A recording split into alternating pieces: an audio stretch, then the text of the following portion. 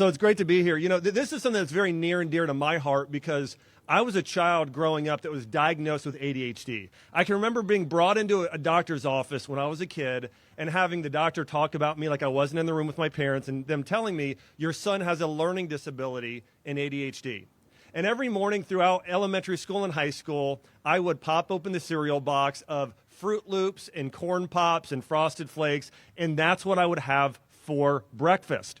I barely graduated high school. I graduated with a 2.0 GPA because I had such a difficult time learning in school with ADHD.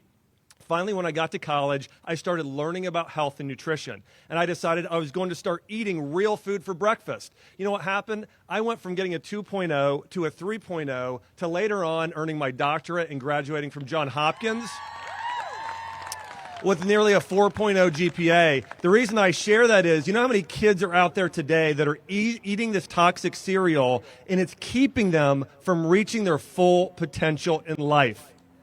There are so many studies now proving, actually there were 16 studies I read alone in the past few weeks that have demonstrated that consuming food dyes in BHT is linked to ADHD, allergies, asthma, gastrointestinal issues, eczema, and learning disabilities in children.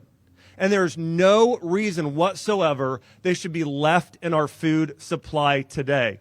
In the past 50 years alone, ADHD has grown from 6% to nearly 12%. And food dye consumption, we consume around 17 million pounds of food dyes per year. That's a 400% increase in the past 20 years alone. And so we know that these chemicals should be banned. And here's the other thing we know.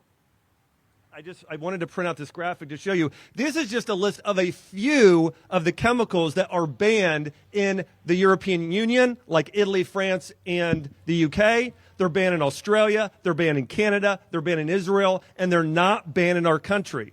And you know what? It shows our country today ranks 40th in overall health and mortality compared to other developed nations. And that list of 40 includes 40 countries.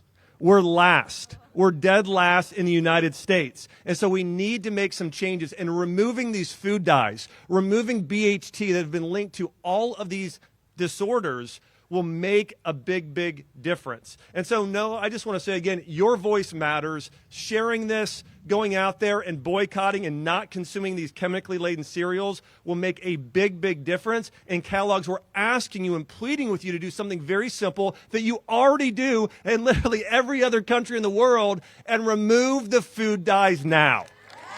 Thanks.